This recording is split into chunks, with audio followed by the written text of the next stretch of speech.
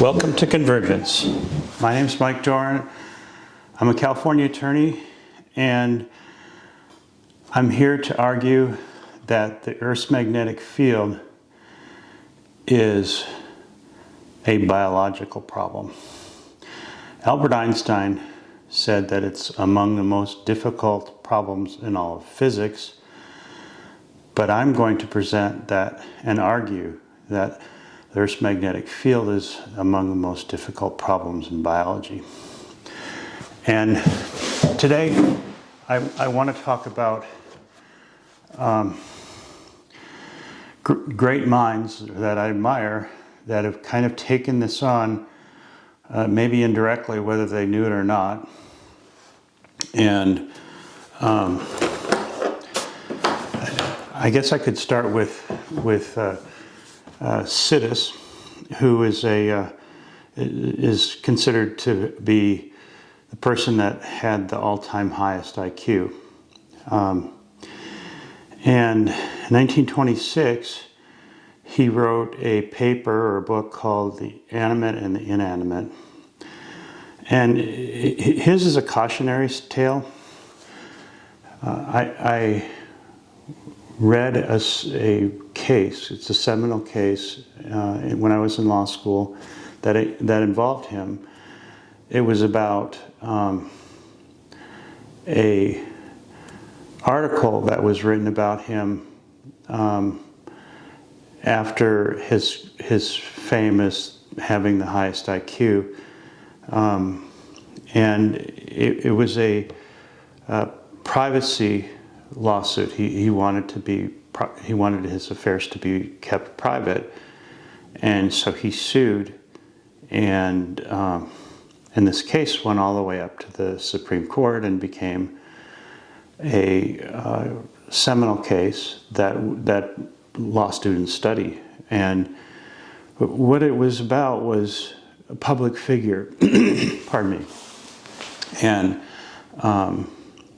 and this exception to rights to keep your life private were subject to this exception, where if you were a public figure, then stories or articles could be written about you. And so that's how I learned about him, and it just piqued my interest, and so I started reading everything, and including that article that was the subject to the lawsuit. And he had parents who were both brilliant, and he at a very young age could learn languages, got into Harvard as a teenager, became a math professor.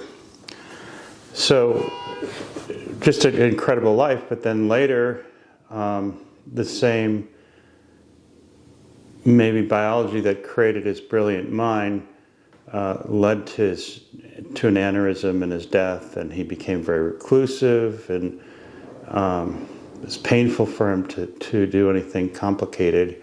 He worked as a clerk, and it was a kind of a cautionary tale to what being highly intelligent means, and maybe some of the biology of it, but it was fascinating that his interest, maybe prior to his downfall, at the peak of all of his powers, he wrote this book called The Inanimate and Animate, and it was looking at life in terms of when does it become life, and when is it just inanimate chemistry. You can think of it, for instance, if you talk about the hair on your arm or the fur on an animal, it serves a function to keep the animal warm or ventilated, but is the hair actually alive? Hair is just protein. And most of us have no problem with that being part of a living being. But what about carbon dioxide? Is that a living thing. And that's kind of where I'm going to be going with this. And now I want to talk about another cautionary tale of a highly intelligent person, and that's Alan Turing. And there was a movie made about his life, a great movie called The Imitation Game. And but I want to talk about towards the end of his life, and this is also well documented in the movie. He was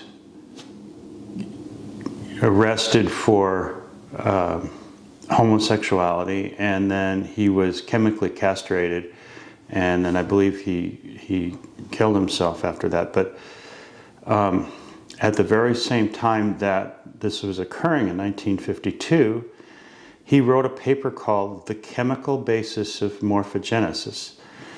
And again, I think where this great mind was going was this: where's this continuum of life that's inanimate or chemical, and where life is living. And the word animate, it comes from animos. It has to do with red blood. The word is very interesting history, but there was again, I believe, the subject of his paper called The Chemical Basis of Morphogenesis, and he wrote it at the time. But he's a brilliant guy. I'm talking about 1952. He had solved the problem with the Mega machine. The Germans had a code machine, and it generated these numbers. And to break the code, Turing and others had a computer that solved it. And Turing in the 30s was the first person to lay the theoretical basis for a computer. And then he wrote papers, and then he was part of this project. It's well documented in the movie. And they solved the code machine that the Germans had, and ultimately it was a huge part of why the Allies won the war. And so here he is in 1952. So the war would have ended in 45, 46. So about 7 years later, he's working on this paper. And this is what Wiki says about it. The Chemical Basis of Morphogenesis is an article that the English mathematician Alan Turing wrote in 1952. It describes how patterns in nature, such as stripes and spirals, can arise naturally. So it says naturally. I think in the better way of saying it's inanimate, from homogeneous uniform state. The theory, which can be called a reaction diffusion theory of morphogenesis, has become a basic model in theoretical biology. Such patterns have come to be known as Turing patterns. For example, it has been postulated that the protein VEGFC can form Turing patterns to govern the formation of lymphatic vessels in the zebrafish embryo. Okay, I'm just reading out of Wikipedia. But I'm going to go, instead of reading out of Wikipedia, I'm going to go to the paper itself, which is available online, and I'm going to read from it. If you go to page 38,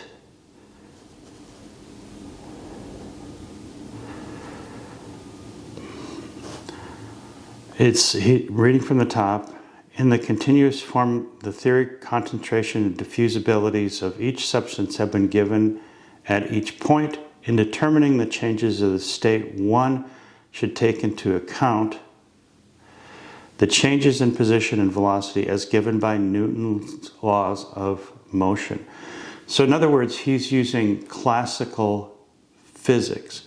And at the time, quantum mechanics was just becoming discussed in in, you had Einstein and so forth. It was fairly new science. And then he also says, see where it is. But basically he also says that he doesn't consider in this paper an electrical complexity. So in my view, the two biggest things about life, that it's a quantum machine and that it's an electrical complexity, is not addressed in his paper. And here he is ruminating about this problem, and shortly thereafter, this brilliant man who clearly should know what social norms are. I'm not saying that homosexuality is good or bad. I'm saying he's a brilliant guy. He should know that in the context of 1952 England, how he should behave, and yet he doesn't behave. And this results in his downfall. I think that brilliant people can be problem solving to the point that they just fry their brains. They get to a problem that and here he also was the father of, arguably the father of computers. And a computer is at the time room size is huge, and its calculations were binary in the sense of you have your capacitor that's yes or no, it's on or off.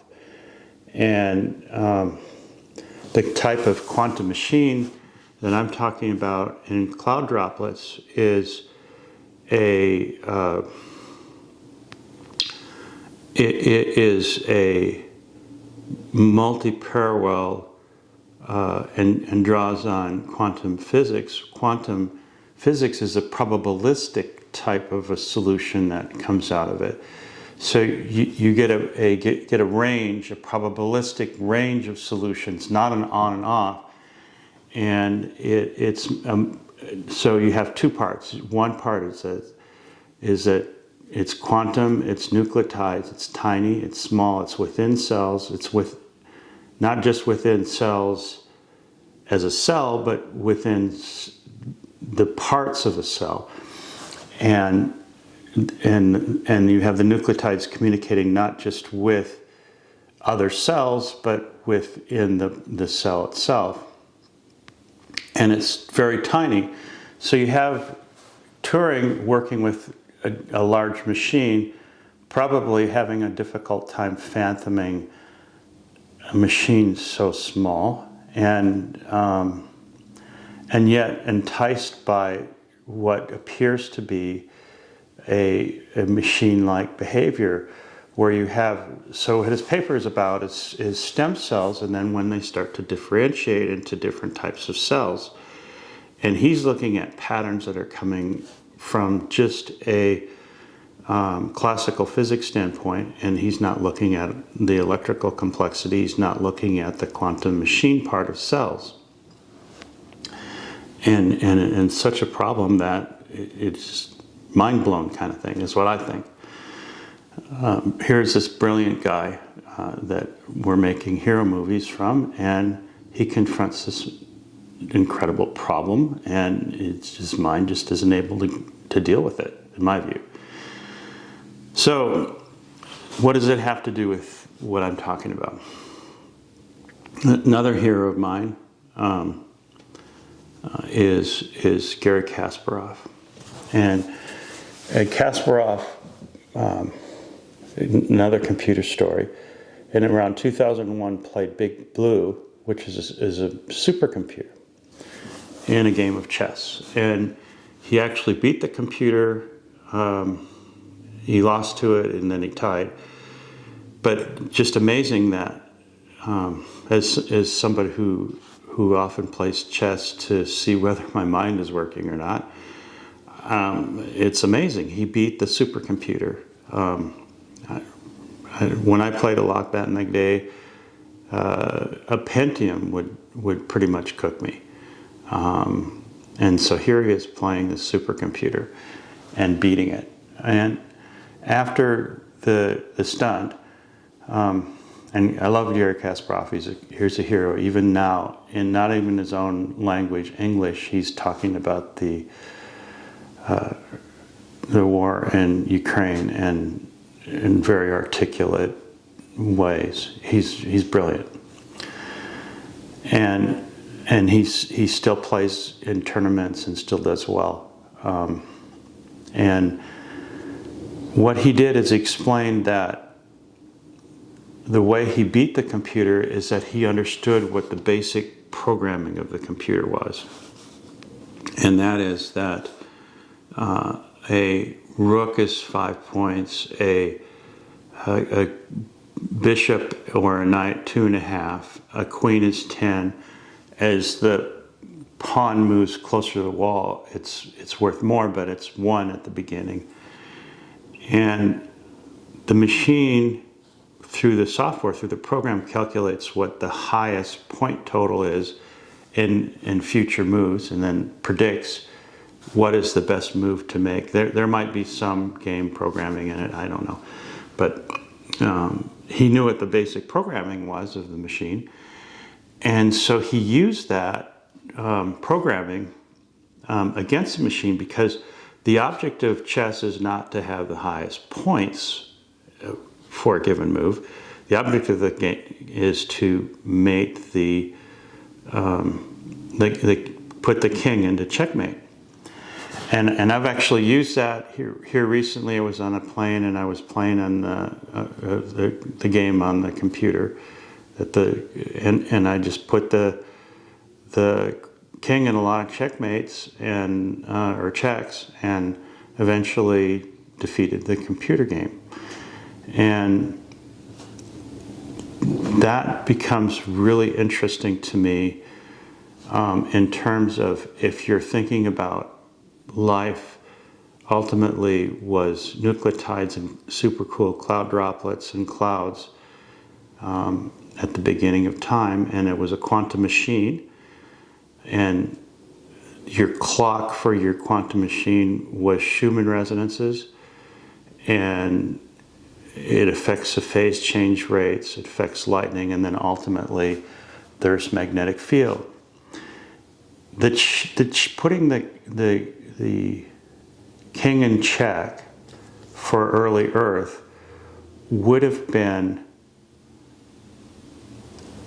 when the Earth's magnetic field was out of sorts.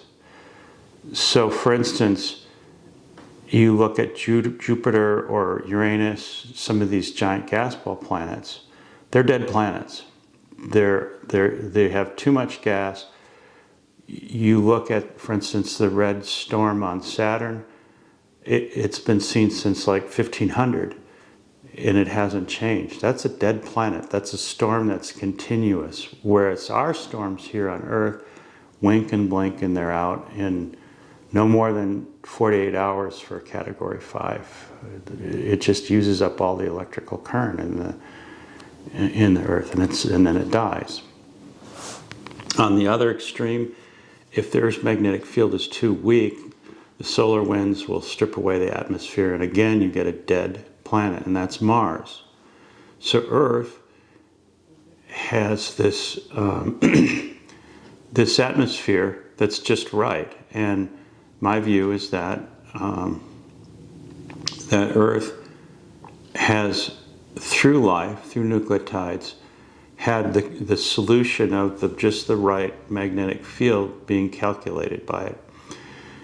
And so where this concept of putting the king in check comes from, relative to this, is, so there are two main inputs into the Earth's climate. The first, and this is over huge eon timescales. The first is the sun, of course, and that is becoming more luminous over time. It's becoming a red giant, as our star is, and it's more than 25% more luminous from when life first formed.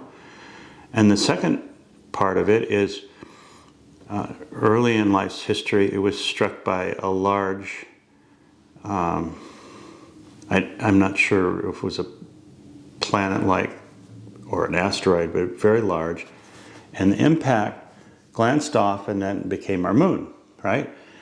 And it's thought that, this is textbook science, that at one point when this first occurred, the tides were 50 feet high, and therefore the interior part of the Earth was heated quite a bit by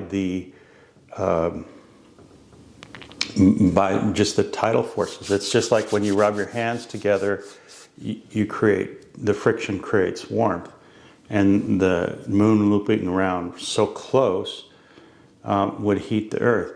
And then over time, that energy, that frictional energy, has to come from somewhere, and where it came from is the distance of the orbit of the moon. So now where the moon is, it's not creating as much tidal energy, it's not heating the inner part of the Earth as much. And the inner part of the Earth, as heated, will have a conductivity meaning. It's a complex thing to talk about the Earth's magnetic field, and Einstein said it's among the most difficult in physics. What I'm saying is that it's the most difficult in biology, and that it's a dampened thing. It's something that life has modulated, and so when you're talking about putting the king in check for the Earth, that would have been these two factors, where the inner part of the Earth is cooling and the sun is getting brighter.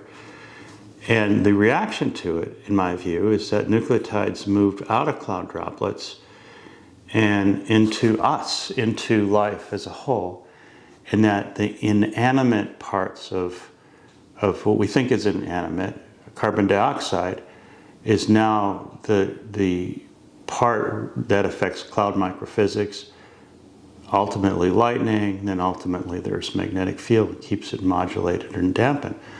But it's also doing other complex things with the interior of the Earth to keep the magnetic field. And so over billions of years, this has occurred.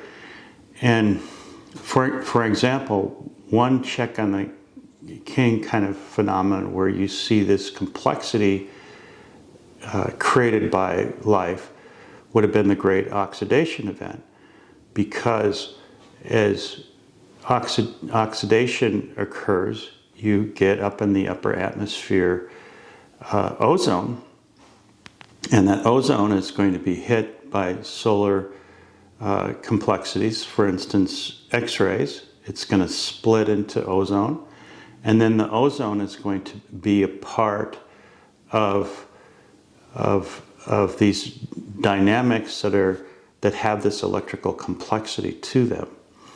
And by putting this pressure on the biosphere, the nucleotides, which behave as both a feedback and a model, are able to do this incredible dance where instead of being in the clouds directly doing the change, they're indirectly using the inanimate part of life to solve it.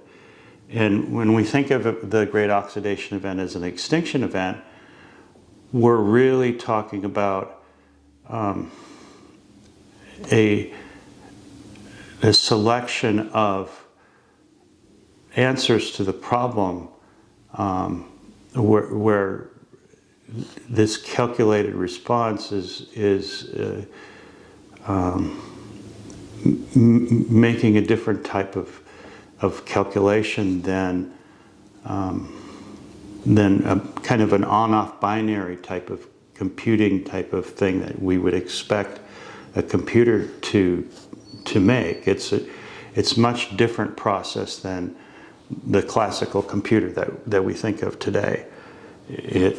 Because it's ultimately quantum-based, probabilistic type of thing, where you get not just one answer, but a range of answers, and then selection from that to be what the solution is.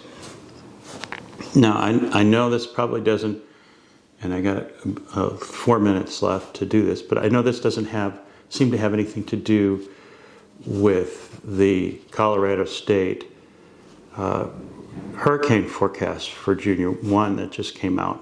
But, and it's really hard for me to say what I want to say without repeating and responding. It's almost like talking about gravity and going from the idea that the planets revolve around the Earth and how complex that model was versus Kepler saying that the sun was the center and gravity caused the planets to rotate around it in a much simpler model. So what I'm saying is surface lows remove carbonation, get into clouds, and affect their behaviors in electrical complexity.